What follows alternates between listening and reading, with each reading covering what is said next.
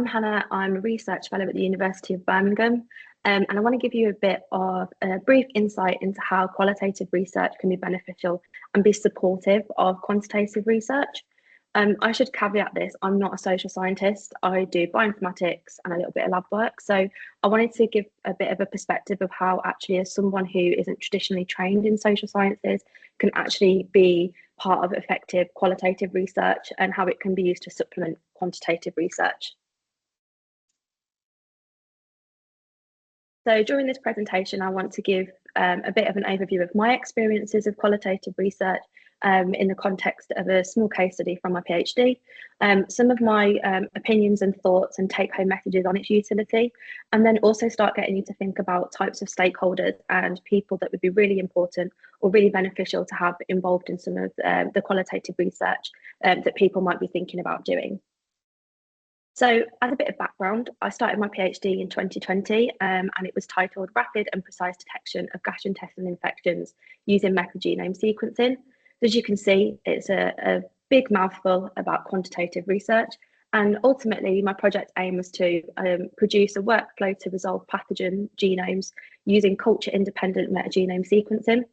But really what I wanted to do was produce a workflow that produced data that was comparable to those that were in clinical laboratories currently used, and help guide clinical decision making. So thinking about types of bacteria that can be identified, also about antibiotics that might be useful, and thinking about treatment plans. Now, during the initial stages of my PhD, there was a real lack of literature, particularly of qualitative literature that contextualised metagenomic diagnostics. And at this point in time, metagenomics hadn't yet made that leap from research into clinical space. So I really wanted to understand why that was happening.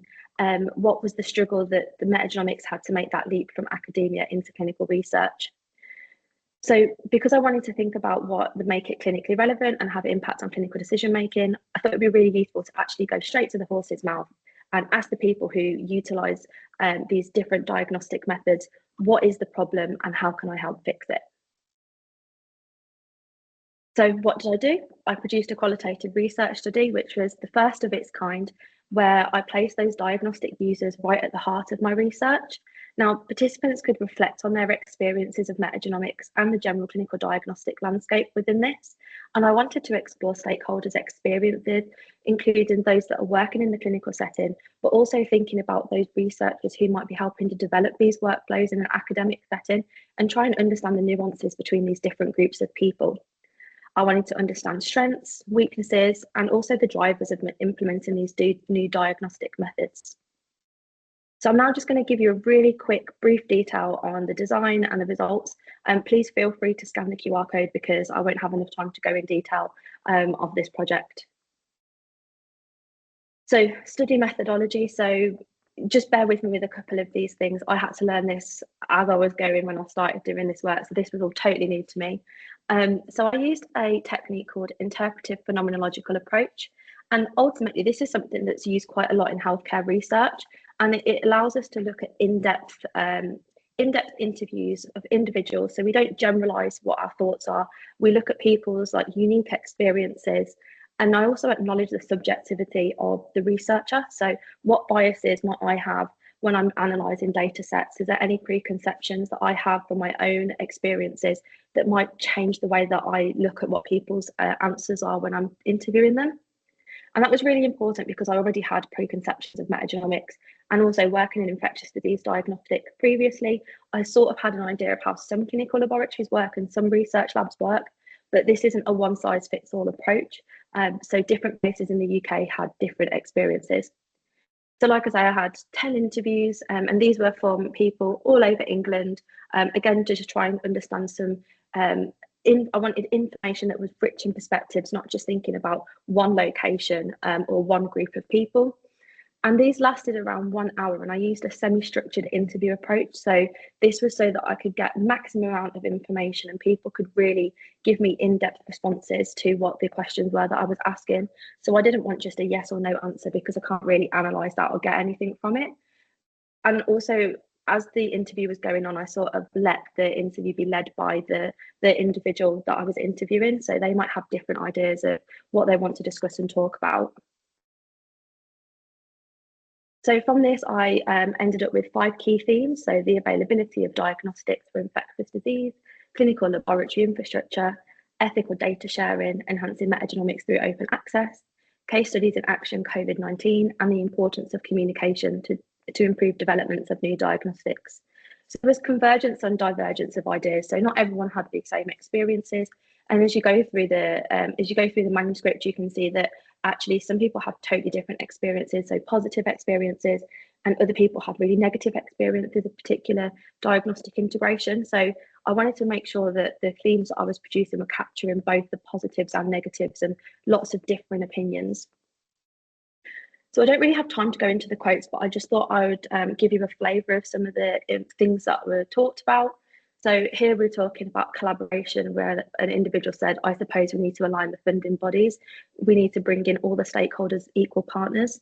Now, stakeholders is a super important word for the rest of my talk, so just bear with that. But stakeholders isn't just myself, a clinician, and the patient. There are so many other stakeholders involved in this. We also spoke about data generation. Like, is this something that is owned by the patient? Is this something that's actually shared? Because genomic data traditionally is as a public good.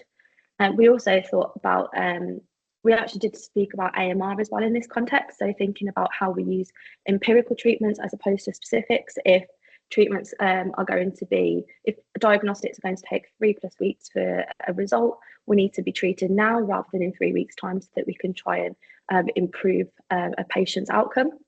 And also we spoke about COVID and other exceptions of where metagenomics was currently used in 2020. So from that whistle-stop tour, I hope I've given you a pretty good insight into the value of qualitative research.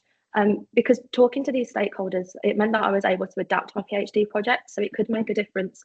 So if the workflow was being applied in a clinical setting, I wasn't just thinking about what the academic positives were of what I was doing, but also the clinical and public health benefit of some of the outcomes that I could get from data analysis. So when I was making the presentation, I was thinking, what would be my take-home messages or my opinions of why qualitative data is good, and also what are the things to be thinking about if people are starting to their journey on qualitative research and don't really know where to start. So get to know your stakeholders. These can be so many different people. When I first started, I was so closed-minded of thinking, oh, it's just doctors and it's just me. But actually there was a myriad of different people that could be involved. And what you think is a problem is not always shared by other people. I thought cost was a major issue for a lot of people, and for some people it is, but there are some hospitals that have a hell of a lot of money and can afford to be paying for diagnostics. So what I thought was a problem for everyone, this wasn't a universal problem. This is a problem for some people, but not others. And context is super important in delivering actionable results. So when we speak to these stakeholders, they can add value by giving an understanding of what they do, and it means that we're not just thinking about our own preconceptions. So what I think is a problem, what I think is important, what are the benefits, that actually might not be very relevant for some clinicians, but it might be relevant for others as well. So again, context is really important when we're trying to deliver. Gathering different perspectives enriches data. So I sort of shoehorned all my ideas into a certain set of hypotheses. Actually speaking to other people, I realised there was a lot more broader understanding that needed to be had than just what is the bacteria causing an infection and how are we going to treat. There was other things that we need to take into consideration. And then focusing on numbers can lead to tunnel vision. So similar before, I was looking at the data and I could count bacteria, I could count different genes, but there's a lot more going on than just measuring whether something is or isn't present and how much of something is present versus how much of something is absent. So now I just want to move on to thinking about where qualitative research fits in the context of AMR genomics. So what can quantitative research do? I probably don't need to keep going on about this, but we can detect and quantify AMR genes. We can understand transmission within and between environments. We might be able to explore the evolution of resistance, and we can also help inform public responses and public health responses with some of the measurements that we're able to achieve with genomics. So genomics is a really powerful insight of where resistance genes are and how they move, but it doesn't tell us why they appear or why they persist. This is where qualitative research can come in. Because AMR isn't just a standalone problem, it's impacted by society, it's impacted by economics, and it's impacted by politics. So what I don't want to say is we've got to replace all quantitative research with qualitative research, but it's just adding another layer of understanding and meaning behind those numbers that we're able to report.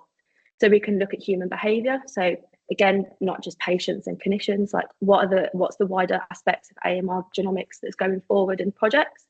We can investigate economic pressures. That's a massive driver for what we can do with antimicrobial resistance and antibiotics, not just thinking about how expensive they are to buy, but also what about the profits that different pharmaceutical companies make that produce them that might actually inhibit why we're not producing as many antibiotics, but also exploring how culture could impact drug uptake and also alternative holistic approaches to practicing antimicrobial resistance that might increase that antimicrobial resistance. So I'm running out of time. So for the next 2 slides, I sort of just want to get you thinking about who these stakeholders might be in the context of AMR genomics and how could they be involved in qualitative research within your current quantitative research capacity. So I don't just talk about this in the context of interviews, that's just what my experience is, but this could be surveys, questionnaires, focus groups, or observational studies, which I think Greg did a great example of how important it is to observe what's going on without you actually directly asking questions, because I bet if you ask those nurses, they probably wouldn't tell you or tell those people interviewing that they're chucking away vancomycin down the toilets or down the sinks.